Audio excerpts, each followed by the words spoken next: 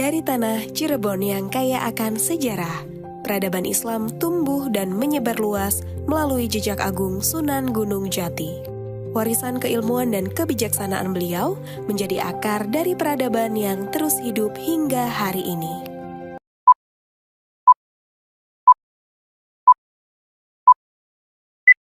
Assalamualaikum warahmatullahi wabarakatuh. Alhamdulillahirabbil alamin. Shalatu wassalamu ala sayyidil mursalin wa ala alihi washabihi ajma'in. Segala puji bagi Allah Subhanahu wa taala yang telah memberikan kita berbagai macam nikmat, dan salat teriring salam semoga selalu tercurah limpahkan kepada baginda dalam Nabi Muhammad sallallahu alaihi wasallam.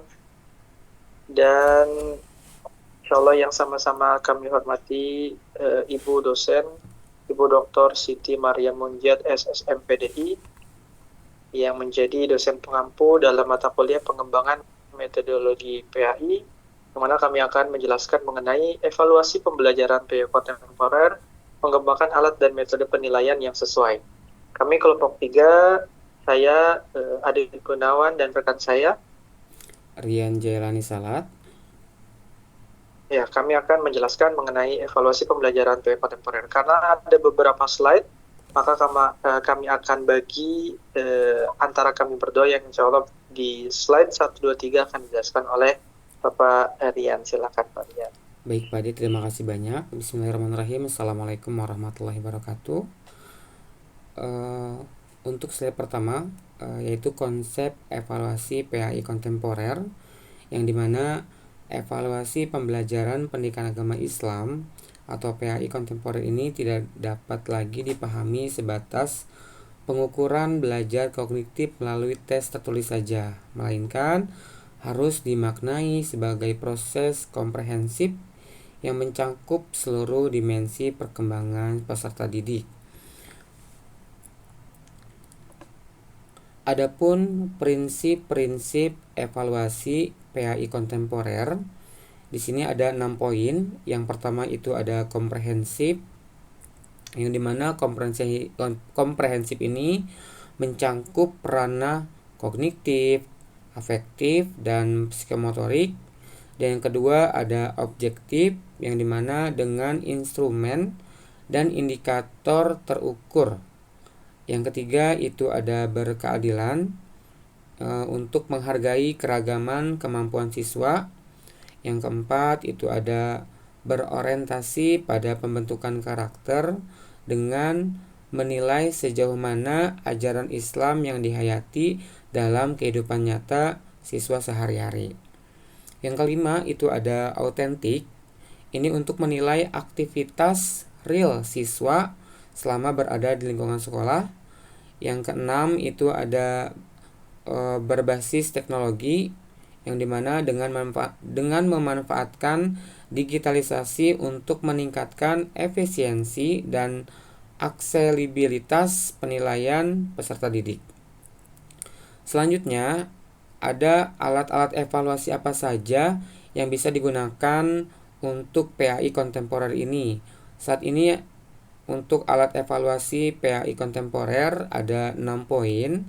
Yang pertama yaitu ada tes tertulis atau tes lisan, yang dimana ini tujuannya atau alat ini bisa digunakan untuk mengukur pengetahuan kognitif.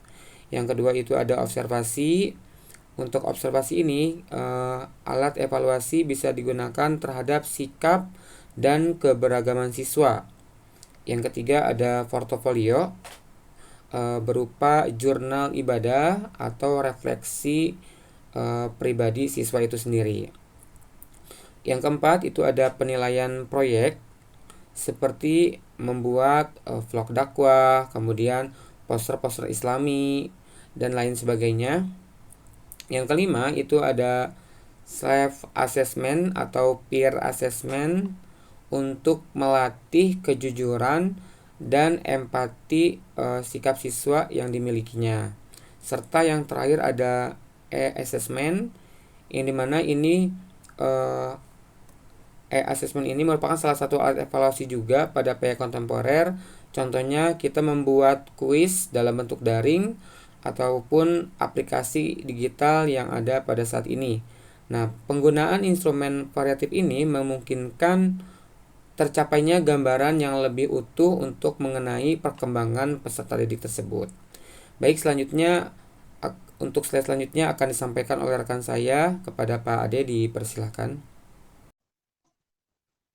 Terima kasih kepada Pak Rian. Selanjutnya kita akan menjelaskan mengenai metode penilaian PAI kontemporer. Ada 5 poin yang akan kami sampaikan. Yang pertama adalah metode penilaian otentik. Yang mana metode ini sejak dulu hingga sekarang masih tetap relevan sesuai dengan perkembangan zamannya. Yang kalau kita lihat di dalamnya, biasanya kita menggunakan penilaian otentik dalam praktik wudhu, sholat, khutbah, tilawah, dan juga beberapa ritual keagamaan dan juga ritual ibadah lainnya dari para siswa.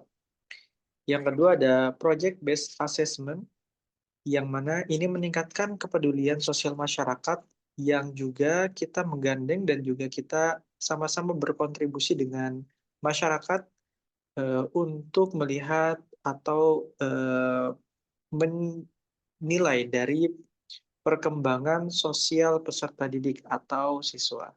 Yang ketiga ada portofolio digital, yang mana ini contohnya ada e-jurnal ibadah dan juga bisa berupa aplikasi internal dari berbagai sekolah ataupun lembaga pendidikan, yang mana di era digital ini itu sangat relevan, yang dengannya banyak pula metode-metode yang digital ini yang lebih variatif dan juga kompleks. Yang keempat ada penilaian formatif dan juga sumatif, yang mana penilaian ini untuk monitoring berkelanjutan, yang mana bukan hanya short term dari penilaian kita terhadap siswa, tapi juga long, yang mana sangat-sangat panjang dan bisa kita gunakan dan juga bisa kita proyeksikan sedini mungkin hingga nanti penilaian di akhir. Dan yang terakhir, yang kelima adalah blended assessment, yang mana ini adalah metode yang menggabungkan metode tradisional dan juga metode digital.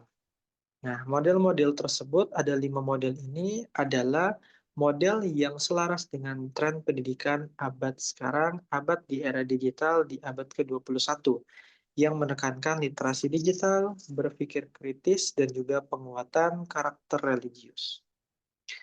Selanjutnya, ada contoh implementasi dari metode-metode di atas. Yang pertama adalah contoh implementasi dalam ranah kognitif. Ada contohnya guru memberikan tes online tafsir Al-Quran menggunakan platform seperti Google Form atau Quizzes, atau beberapa platform lainnya seperti Kahoot dan lain sebagainya, yang mana itu bisa menambah daya tarik daripada siswa itu sendiri. Yang kedua adalah ranah afektif.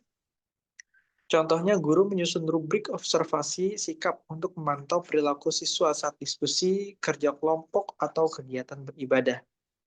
Nah, contohnya dalam diskusi kelas tentang fikih muamalah, guru mencatat bagaimana siswa menghargai pendapat teman yang berbeda. Nah, itu beberapa contoh dari ranah afektif. Nah, yang ketiga adalah ranah psikomotorik, yang mana evaluasi dilakukan melalui praktik langsung ibadah seperti wudhu, sholat, membaca Al-Quran, ataupun khutbah. Nah, guru menggunakan rubrik penilaian dengan terstruktur, misalnya aspek gerakan, bacaan, kekhusyuan dalam sholat, dan juga keseriusan dia dalam ritual ibadah tersebut. Contoh, saat ujian praktik sholat berjamaah, siswa dinilai tidak hanya pada bacaan, tetapi juga dalam kekompakan saf berjamaahnya, sikap tawadu, dan juga adab berjamaah. Yang keempat adalah project-based assessment, yang mana siswa diberi tugas melalui podcast atau vlog dakwah yang ditayangkan di media sosial sekolah. Ini juga merupakan salah satu yang menarik daripada siswa itu sendiri. Seperti tema proyeknya bisa berupa akhlak mulia, literasi Al-Quran, atau isu sosial dalam perspektif Islam. Proyek ini tidak hanya mencatat atau menilai kemampuan akademik, namun juga melatih keterampilan komunikasi, literasi digital, dan juga kepemimpinan. Dan selanjutnya adalah contoh implementasi dari portfolio, mana siswa diminta membuat jurnal ibadah harian selama bulan Ramadan, contoh, meliputi catatan sholatnya, tadarusnya, sedekah, dan juga refleksi diri. Nah, portofolio bisa dalam bentuk cetak maupun e-portfolio menggunakan platform Google Classroom ataupun aplikasi Notion. Melalui portfolio, guru dapat memantau perkembangan jangka panjang bukan hanya capaian sesaat. Nah, ini juga sangat penting untuk jadi penilaian guru terhadap siswa. Yang terakhir adalah blend assessment. Guru menggabungkan penilaian tradisional seperti ujian lisan, tes tertulis, praktik ibadah, dengan penilaian digital seperti kuis daring, e-portfolio, observasi berbasis aplikasi, dan lain sebagainya. Ini juga menjadi salah satu yang menarik daripada siswa itu sendiri. Nah, itulah beberapa hal yang sudah kami sampaikan mengenai evolusi pembelajaran pendidikan agama Islam dari mulai aspek dan metodenya. Kesimpulannya adalah evaluasi pembelajaran pendidikan agama Islam kontemporer merupakan instrumen strategis dalam mewujudkan tujuan pendidikan Islam yang holistik. Evolusi tidak hanya dimaknai sebagai pengukuran capaian kognitif, tetapi juga internalisasi nilai, sikap keberagamaan, serta keterampilan praktik ibadah. Prinsip evaluasi PAI harus bersifat komprehensif, objektif, berkeadilan, autentik, berbasis karakter, dan juga adaptif terhadap perkembangan teknologi. Dengan demikian, evaluasi PAI di era kontemporer harus bergerak dari paradigma tradisional menuju paradigma inovatif yang mengintegrasikan aspek spiritual, moral, akademik, dan keterampilan hidup Islami. Dan saran dari kami, guru PAI perlu meningkatkan kompetensi dalam merancang instrumen evaluasi autentik dan memanfaatkan teknologi digital sebagai bagian dari asesmen pembelajaran. Karena menyesuaikan dari perkembangan zaman, yang mana pembelajaran agama Islam di zaman ini juga harus tetap relevan dan juga bisa diterima dengan siswa-siswa di era modern ini dengan sangat baik. Nah, terima kasih kepada Ibu dosen. Mungkin itu yang dapat kami sampaikan dari presentasi kami. Saya Adi Gunawan dan rekan saya Bapak Rian Jailani Salat. Mungkin kita akhiri ya, Pak, baik. untuk presentasi kita, insyaallah. Semoga bermanfaat dan semoga Allah Subhanahu membalas setiap kebaikan dengan pahala berlipat.